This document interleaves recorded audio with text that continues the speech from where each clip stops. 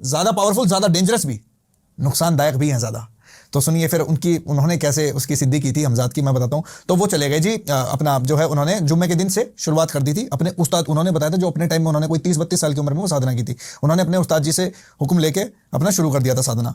कब्रिस्तान में गए, एक खंजर साथ में लेके जाना पड़ता है, चाकू साथ में लेके जाना पड़ता है, उसके अंदर काले रंग के वस्त्र पहनने होते हैं, उसके अंदर बिल्कुल मौन रहना होगा। 21 दिन की साधना होती है इसकी, बिल्कुल मौन रहना होता है पूरे 21 दिन, आपको बात नहीं करनी होती किसी के साथ भी, 21 दिन तक आपको मौन रहना है।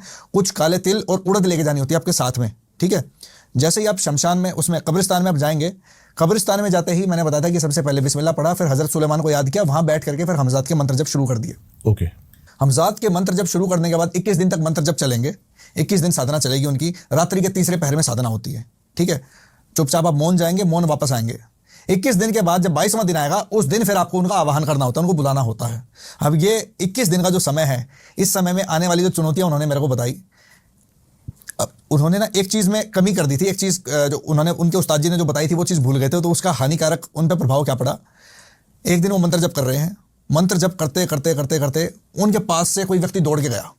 उसका एक नियम था कि पीछे मुड़ के आपको बिल्कुल नहीं देखना बिल्कुल आंख बंद करके अपना सामने फेस आपका स्ट्रेट रहेगा।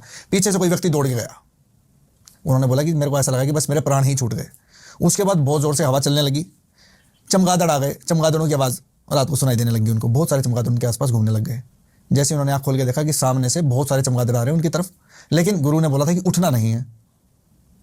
तो वो बोले कि भाई मंत्र जब मैंने जैसे कैसे करके मैंने पूरे कर दिए और चुपचाप बिना पीछे मुड़े मैं अपना सीधा जो है अपने घर पहुंच गया। उसके 3-4 दिन के बाद वो साधना उन्होंने फिर से अपना मंत्र जब शुरू किए। उसके बाद उनको पायल की आवाज़ आनी शुरू हुई, पायल की आवाज़ उनके गोल गोल चक्कर काट रही है।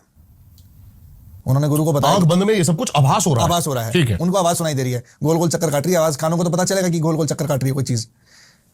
अब जो उन्होंने एक मंत्र का जो उच्चारण कर रखा था वो होता है कवच, सुरक्षा कवच, ठीक है। जो हजरत सुलेमान वाला जो मंत्र मैंने बताया था वो सुरक्षा कवच है। उस सुरक्षा कवच के अंदर कोई नहीं आ सकता। और उसी के अंदर क्या किया जाता है, सुरक्षा कवच को बनाने के लिए चाकू के साथ एक घेरा बनाया जाता है। चाकू खंजर जो है वो आपके साथ रहेगा। वो मंत्र पढ़ते हुए हजरत सुलेमान का मंत्र पढ़ के घेरा बना लिया।